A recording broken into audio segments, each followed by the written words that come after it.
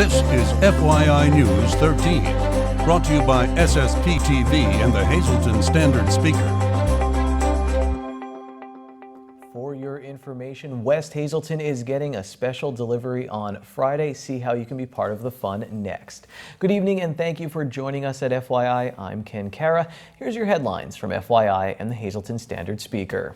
How to eliminate a $2.5 million deficit. That's a question the Hazleton Area School Board must answer by the end of the month. During a budget meeting last night, District Business Manager Tony Reba presented several options. The first, which he called Option 0, provides no tax hike but would add $1.2 million to the current debt. Option 1 would raise just under $18,000, making no meaningful dent in the deficit. Options 2 through 4 would raise taxes and put a different dent in the budget depending on different factors. The school board will vote on one of the options at its meeting set for Thursday, June 29th at 7 p.m. You can read much more about the options in detail and how it will affect taxpayers in today's Standard Speaker and at standardspeaker.com. A vigil is set for Saturday in downtown Hazleton to remember those killed at the Pulse nightclub in Orlando last weekend. Hazleton Power is hosting the vigil. It will take place Saturday at 8 p.m. at the Center City Park at Broad and Laurel Streets. We'll have a full preview of the event tomorrow. For more information, find Hazleton Power on Facebook. Plus, we have a link to the event on our Facebook page. Another fundraising event will take place tomorrow to benefit the Hazleton Police Department. We Are Hazleton will host a backyard barbecue buffet with draft beer and entertainment at Cassatt's Cafe on Alder Street in Hazleton. This is the third event sponsored by the nonprofit organization created to help the Hazleton Police Department. Tickets are $25 and will be sold at the door tomorrow. Again, the event is tomorrow at 6 p.m. at Cassatt's Cafe in Hazleton. All proceeds benefit the Hazleton Police Department. It was a chance to talk one-on-one with two city officials. Clients from Community Services for Sight had the chance to meet and hear from Hazleton Mayor Jeff Cassatt and Interim Police Chief Jerry Speziali. The chief talked about the latest technology being used by the Hazleton Police Department, including a new app to provide tips. He also gave advice on how to avoid becoming a victim of a scam. The two also touched on the heroin epidemic that is affecting all communities. Clients had a chance to ask questions. For more information on Community Services for Sight, call 570-455-0421. A pole was sheared off this morning early in Hazleton. It happened just before 8 a.m. The Hazleton Police and Fire Departments had to close 17th Street near Laurel Street after a car sheared a pole. According to our media partner, the Standard Speaker, one man was injured in the crash. PPL and Verizon responded to make repairs at the scene. A special event will take place this weekend to raise awareness and money for people living with CDH. Lisa Sugart has the details on the Race for the Cherubs and the cause behind it. This Saturday marks the second annual Race for CDH, also known as the Race for the Cherubs. Today, I'm pleased to be joined by Angela Terse. She is the director of the race and also lost her niece Ariana to CDH. Also pleased to be joined by Linda Jones. Her son is now 45 years old. He is a survivor of CDH. So first of all, we want to start with Angela and find out what exactly is CDH? CDH stands for congenital diaphragmatic hernia, and this is in utero, the baby's diaphragm does not form all the way, which allows the intestines, stomach, or other organs to sneak up into the chest cavity. And the issue with this is it prevents the lungs from developing all the way. Most babies are born with softball-sized lungs, and these babies are usually born with penny-sized lungs. Now, you started this event because of your niece Ariana. She was born and did survive for a little while, but the disease took her. Yes, Ariana was born in 2012 in December, and she lived for 59 days. She fought very hard for those 59 days. She was on ECMO, and she did eventually have the surgery to repair her diaphragm, but unfortunately, it was her time. So now you're trying to raise awareness for what this is and help raise money for families who are dealing with it. And while all this was happening and the race was developing, enter Linda Jones, who hears about all of this. And you said your son is a survivor of this, but when he was diagnosed, there wasn't a name for it. No, his surgeon was C. Everett Koop, and he told me that it was just a birth defect and that it's usually found during the autopsy. That we were very, very fortunate. He was 2.5 when we discovered it, simply by accident. And he was operated on and is very, very healthy, actually. But it's very scary because we had no idea that it came that close to probably not even being with us.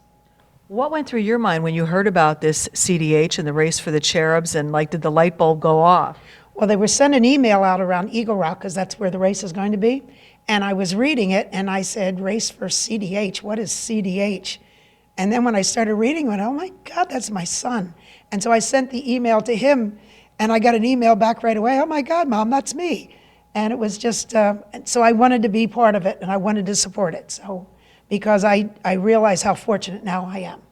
And you want people to know that your son survived so others can as well. Right. It's just a matter of, I imagine that he was just one of the fortunate ones, but his hernia was quite extensive. He had a great surgeon. I don't know. I guess it was just a matter of that we had good fortune, that we were lucky. Now, you are having this race on Saturday, and the money's raised. You told me 100% of the proceeds benefit. Yeah, we have so many wonderful sponsors in the community and so many volunteers. We have so much support, 100%. No one gets paid. Yeah, all of it goes to the families. So you're giving the money to families who are dealing with this or have dealt with it? Yes, there's an application process. We don't want to put a limit on how much we give each family because every family situation is different. So we are asking that they go to our website, raceforcdh.com, and they can apply there. So please come out to Eagle Rock Resort this Saturday. You can register online or you could show up starting at 6:30 in the morning, and then the runners and the walkers take off at 8. Please come out and support this wonderful cause and help find a cure for CDH. Thank you very much, Lisa. Moving on this Thursday. They are featured in commercials during the Super Bowl each year, and now these famed horses will be in our area tomorrow.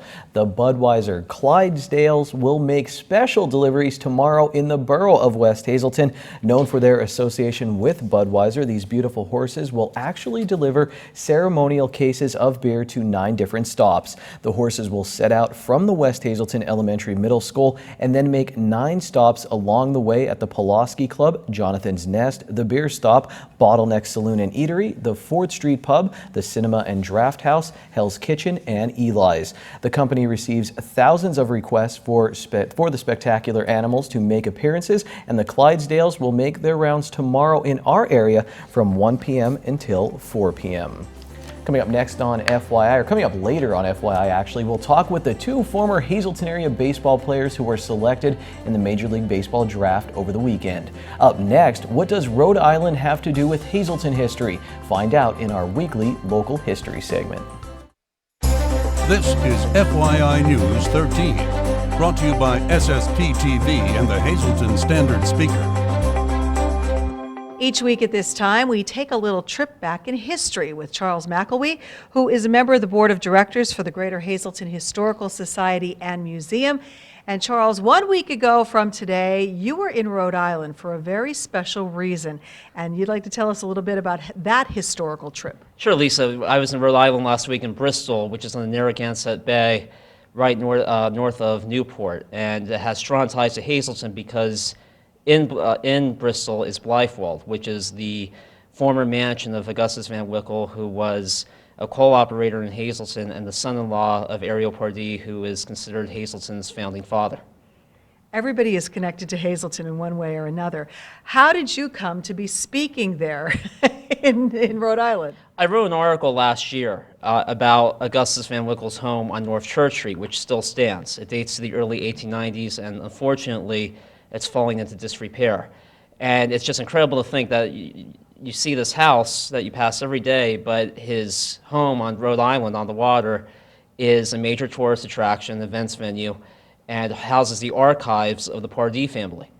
So the curator of Blythewald, which means Happy Woodland, reached out to me late last year, and we connected. She came to Hazelton, took a tour of some of the Pardee-related historical sites, and I spoke there to give a presentation on the history of Hazleton and the impact that the Pardee and Van Wickle family made on the community, and the demographic, economic, and cultural changes that have undergone in the city since the Pardee era. So it was a fascinating tour. It's over 36 acres of gardens.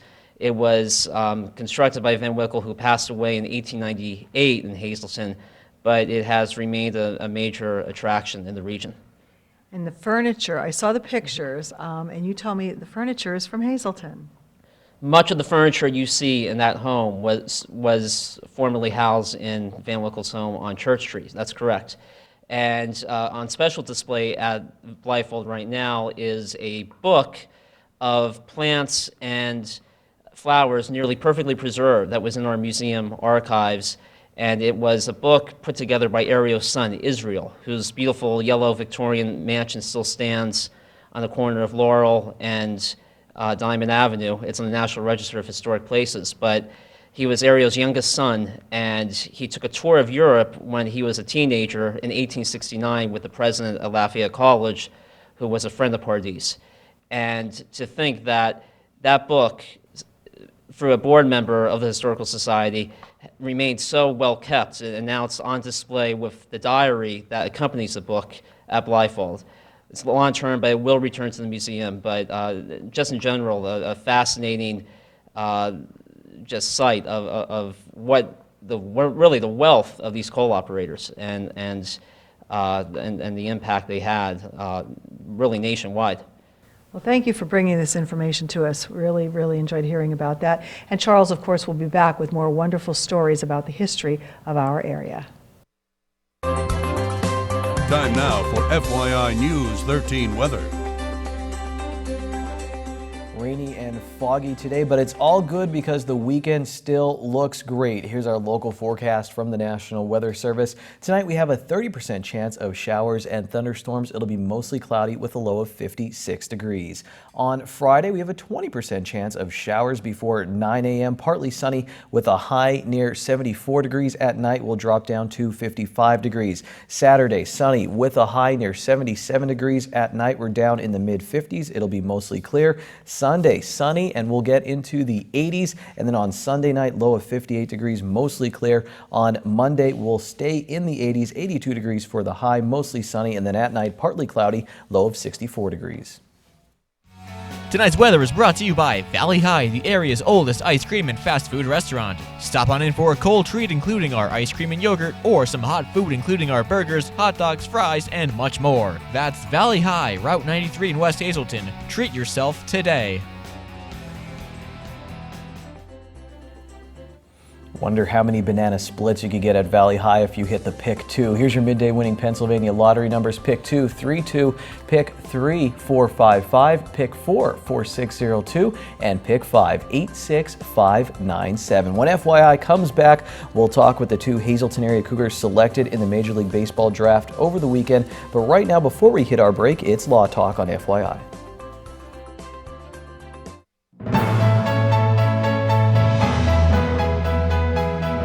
Hello again to Falvello Law Talk segment on SSPTV.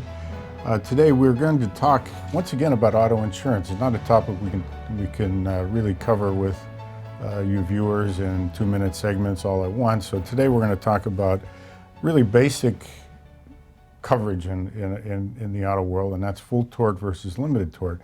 We've talked about this many times before, but it's always important to I think, to review it and make sure you know what you're buying as an auto insurance consumer. Here's the big difference. Full tort, you retain all your rights to make a claim regardless of your injury. Limited tort, you give up a lot of those rights. It becomes very subjective in the determination of how serious your injury is. And what that means is that unless you have a serious injury, as defined by law, you cannot make a claim for your pain and suffering. And that's very difficult to determine. As I said earlier, it's very subjective, but why leave that to chance? For a couple extra premium dollars, you buy the full tort, and for maybe another $30 or $40, $50 a year, if you give that up and buy limited tort, you could be giving up thousands in pain and suffering damages. It's something to consider very seriously.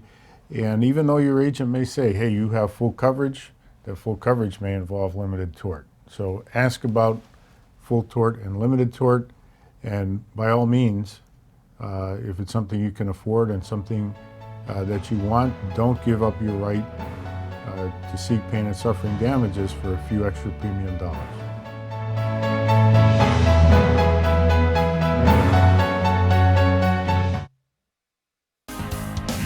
This is FYI News 13 Sports. After Dante Biazzi and Shane and Bobby Planutis won a middle school basketball championship, I interviewed them and I learned all about the Ridgewood Connection. That's the part of Hazel Township where they all live. Well, there was a huge party there over the weekend. Here's a story jam-packed with Hazleton area athletic all-stars. Sitting on a couch in Ridgewood were four Hazleton area high school baseball greats. Dante Biazzi, his brother Sal, and their good friends Matt Barletta and Kyle Carmonic were listening to the Major League Baseball draft. Down the road, the reigning Wyoming Valley Conference Division I boys basketball MVP Bobby Planutis and his brother and fellow basketball standout Shane were waiting for their friends to show up to their graduation party. Dante was getting hungry and was just about to get up when the Chicago Cubs made their selection in the 22nd round. Right when we heard my name in that, I think that both of them came running down the street and congratulated me in that. So it's really been a fun ride with them, between me, my brother Sal, Nick, and then Shane, Bobby, and their younger brother Jeffrey. We've been together every day since we were probably 5 years old. So it's definitely going to be different not seeing them every day wherever our paths take us next year. But they're some of my best friends, and I'll definitely have them for my entire lifetime, I think. Not too long before all of this happened, Dante sent a text message to his friend and former teammate Tony Hernandez. Hernandez, Dante, Sal, and Carmonic were all on Hazleton area's 2014 District 2/4 Subregional Championship team. Yeah, I mean, I've been talking to Dante, this whole year about this. We both had a good feeling that, this year was going to be our year, so I've obviously been in contact with him. He actually texted me a few minutes before I got picked, and, it was ironic that right after he texted me, my name was called.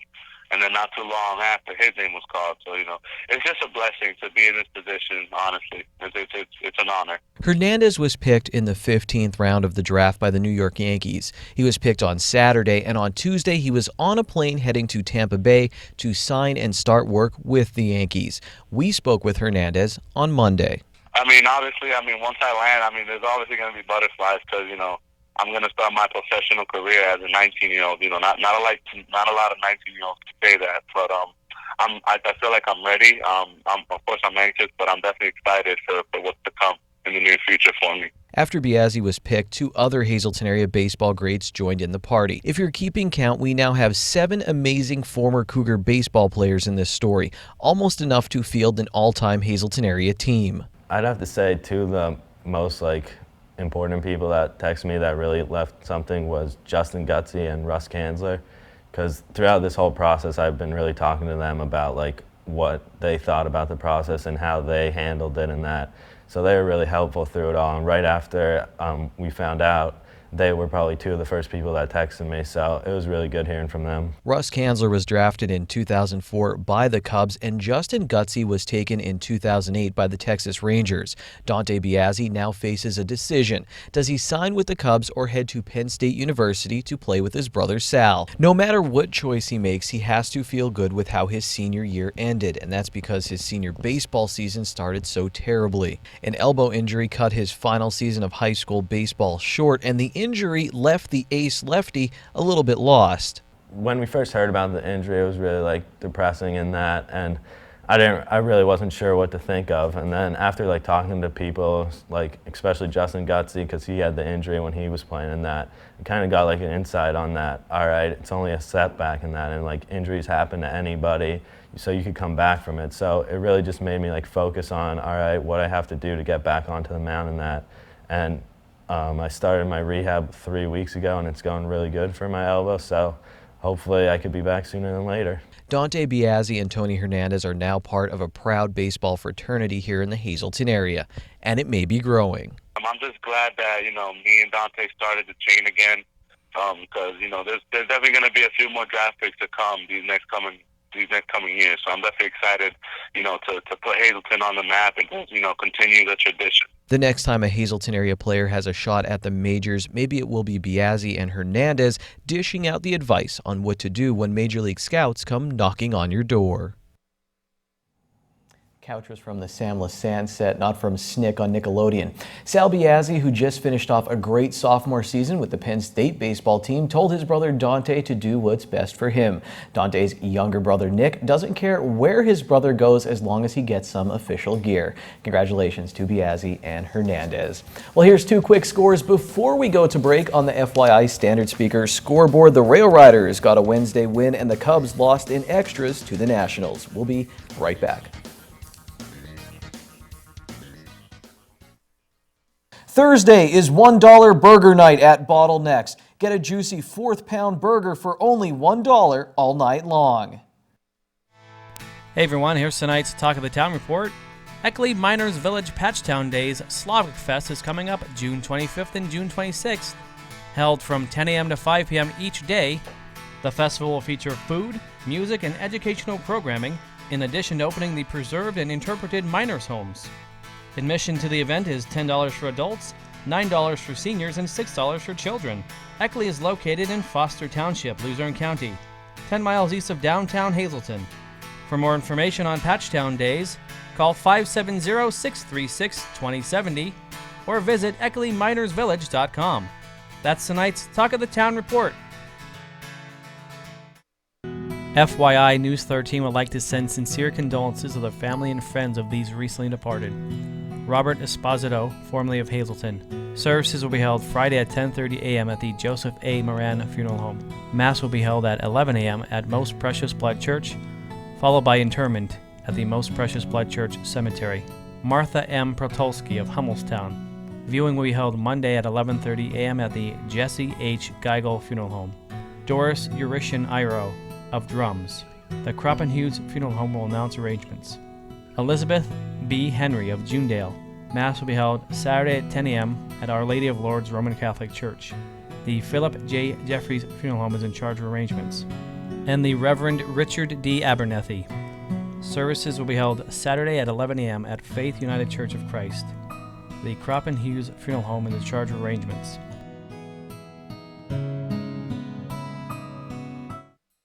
Attention pay-per-view subscribers! If you see your name now on Channel 13, you'll have 13 minutes to call in and win a free movie from Service Electric Cablevision. Tonight's winner is Donna Casper of St. Clair. Donna, give us a call, 570-455-7267, extension 104. If I'm not anchoring tomorrow, it's because I went on the Clydesdales Bar Tour in West Hazleton. Lisa, please fill in for me. Tonight as well, United States Soccer, they take on Ecuador in the quarterfinals at the Copa America Centenario. Have a good Thursday night, everyone. See you tomorrow. Take it easy.